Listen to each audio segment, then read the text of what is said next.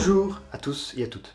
Pourquoi revoir une traduction? Il faut d'abord se dire que quand on parle de liturgie, on parle aussi donc d'une langue liturgique. Et au début de l'ère chrétienne, la liturgie était surtout en grec. C'était l'anglais de l'époque. Et il fallait du temps pour constituer cette langue liturgique.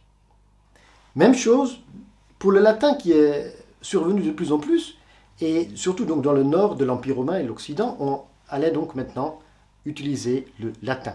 Même chose, il fallait des expressions de cette langue pourtant vivante, mais de nouvelles expressions plus justes, théologiques. Et il fallait aussi que ce soit vraiment un langage de prière, qui puisse être prié, que ce soit un langage digne de la prière, pour chanter aussi. Et donc, au cours du temps, le latin est resté pour le rite romain la langue unique dans la liturgie. Pendant le Concile Vatican II, les pères du Concile ont dit qu'il serait bien que la liturgie puisse aussi être célébrée beaucoup plus dans les langues des différents peuples, donc les langues dites vernaculaires.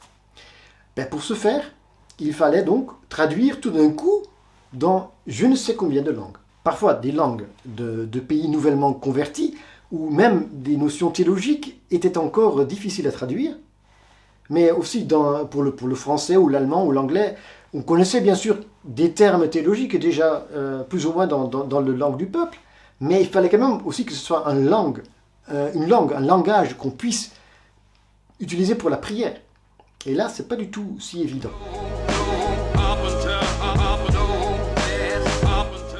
Donc on a d'abord donné beaucoup de liberté dans les traductions pour que ce langage puisse se créer, puisse être forgé. Ça a donné lieu à de très belles traductions dans beaucoup de langues.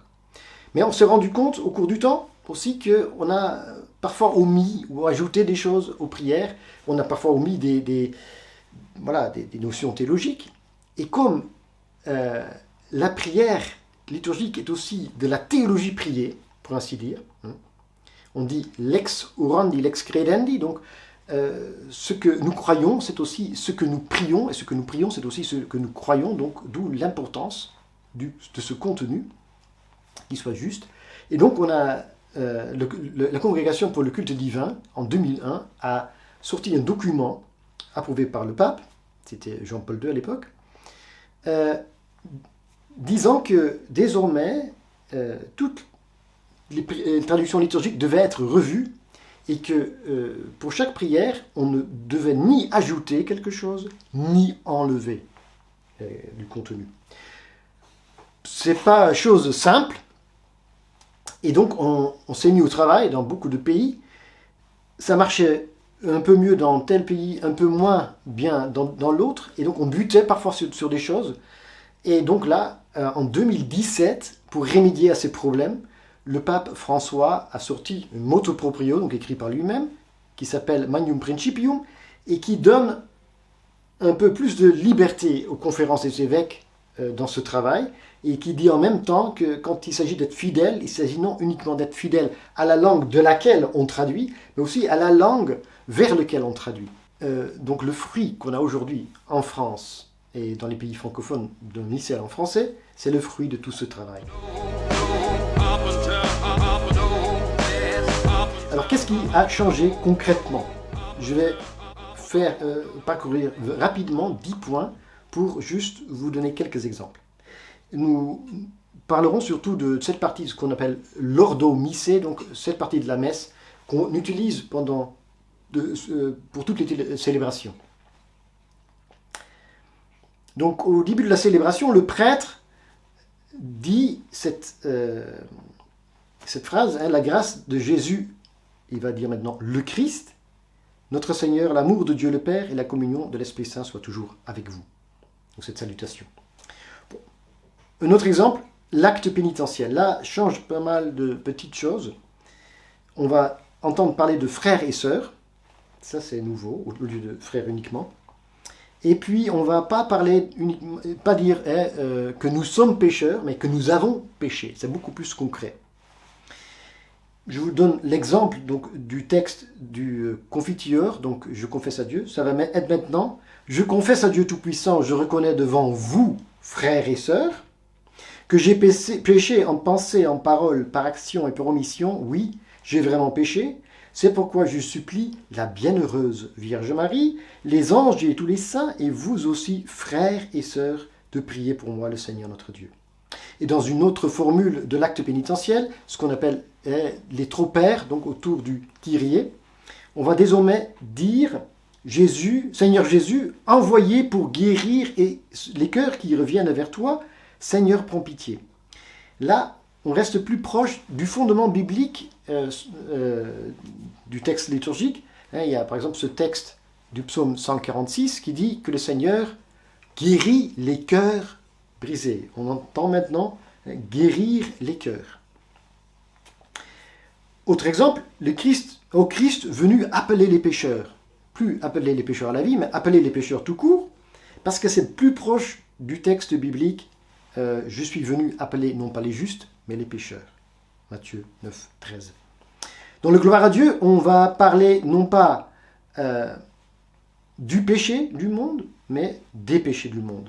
Donc, toi qui enlèves les péchés du monde, prends pitié de nous. Toi qui enlèves les péchés du monde, reçois notre prière. Aussi plus concret que le péché en général. Pour le je crois en Dieu, donc le symbole, il y a juste un mot qui change dans le symbole de Nicée-Constantinople. Au lieu de dire que le Fils est de même nature que le Père, on va dire qu'il est consubstantiel au Père. C'est un terme très technique, consubstantiel. Ça veut dire que donc on parle de l'identité de substance entre le Père et le Fils. Bon. C'est vrai que c'est plus technique, mais ça nous aide du moins à se dire qui est ce Fils de Dieu. Pour la liturgie eucharistique, beaucoup de choses changent à droite et à gauche. Des petites choses. Mais juste pour vous dire, pour la préparation des dons, le prêtre va maintenant dire « Tu es béni, Seigneur Dieu de l'univers, nous avons reçu de ta bonté le pain que nous te présentons, fruit de la terre et du travail des hommes, il deviendra pour nous le pain de la vie. » Chose pareille pour la prière sur le vin. Donc là, le prêtre va explicitement dire que c'est un don que nous avons reçu de Dieu, qui est aussi fruit de la terre et fruit du travail des hommes. Là, c'est un peu plus juste et plus proche donc du texte latin. Et le « pour nous » indique toujours, quand il s'agit de salut, d'une œuvre salutaire de Dieu, qu'il le fait pour nous, pas en règle générale, mais on est concerné, donc c'est plus juste aussi. Pour l'invitation à prier ensemble avec le prêtre au moment de la prière sur les offrandes, on va toujours encore pouvoir dire, le prêtre va dire « Prions ensemble au moment d'offrir le sacrifice pour toute l'Église, pour la gloire de Dieu et le salut du monde ». Mais ce texte était une traduction plus libre d'un texte latin beaucoup plus précis, qu'on va maintenant aussi pouvoir prier de façon plus précise si on le veut. C'est au choix du prêtre qui célèbre, qui préside. Mais il va pouvoir dire donc, priez frères et sœurs que mon sacrifice, qui est aussi le vôtre, soit agréable à Dieu, le Père Tout-Puissant. Et à nous de répondre, que le Seigneur reçoive de vos mains ce sacrifice à la louange et à la gloire de son nom, pour notre bien et celui de toute l'Église. Au moment de l'anamnèse, donc cette acclamation après la consécration, on gardera une formule telle qu'elle, c'est gloire à toi qui étais mort, gloire à toi qui es vivant, notre Sauveur et notre Dieu, viens Seigneur Jésus. Mais pour les autres, on va avoir des différences, avec aussi une différence dans l'invitation du prêtre à faire cette proclamation. Donc le prêtre va dire, il est grand le mystère de la foi, ça on connaît, mais à nous de répondre pour le coup, nous annonçons ta mort, Seigneur Jésus, nous proclamons ta résurrection, nous attendons ta venue dans la gloire. Voilà, ça c'est léger, mais donc il faudra faire attention. Puis, si le prêtre invite en disant « acclamons le mystère de la foi », c'est léger, mais quand même, à nous de répondre « quand nous mangeons ce pain et buvons à cette coupe, nous annonçons ta mort, Seigneur, ressuscité, et nous attendons que tu viennes. » Et quand il nous invite par qu'il soit loué, le mystère de la foi, c'est à nous de répondre par une formule qui n'était pas encore traduite en français jusqu'à présent, qui était quand même dans le missel de 1970 déjà. Et maintenant, elle est traduite et on pourra donc répondre et dire « Sauveur du monde, sauve-nous. Par ta croix et ta résurrection, tu nous as sauvés. » Libérés, pardon. Au moment de l'agneau de Dieu, on va de nouveau dire les péchés du monde et pas le péché du monde.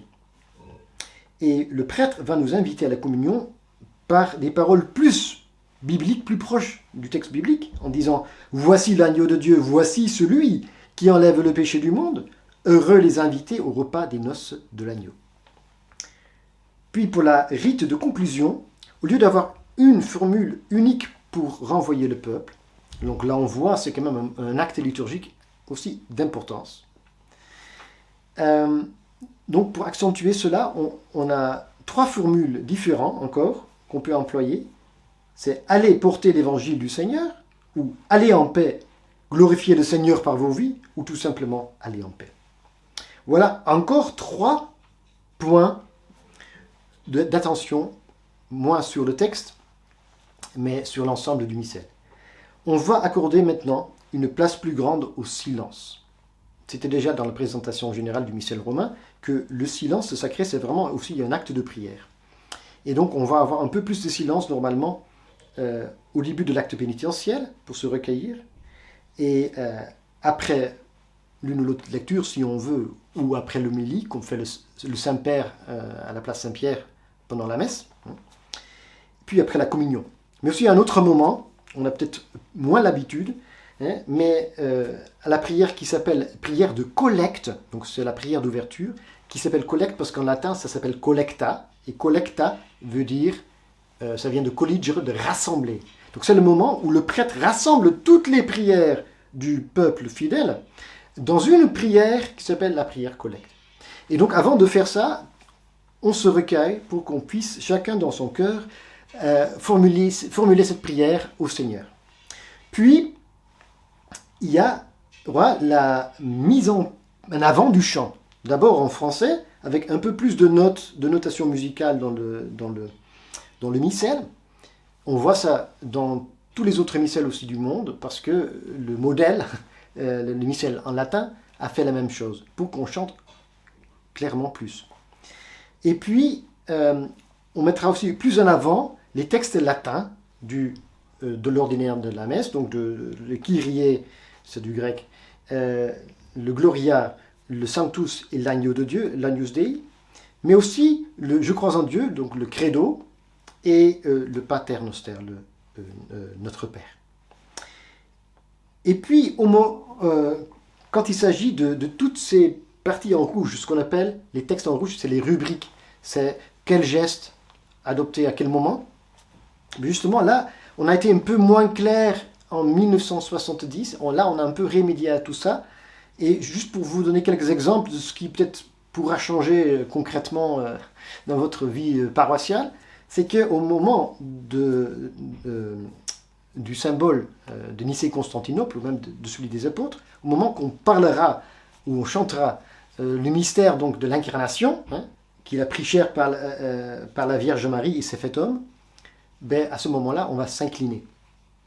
Donc voilà, vous risquez de voir ça et de faire ça un peu plus. Je vous invite, pour ce merveilleux moment d'avoir cette nouvelle traduction, à ce moment vraiment de l'accueillir de tout cœur, et que ça approfondisse aussi votre et la mienne, notre prière liturgique, qui est tellement riche et qui a à s'affiner de jour en jour. Je vous remercie pour votre attention.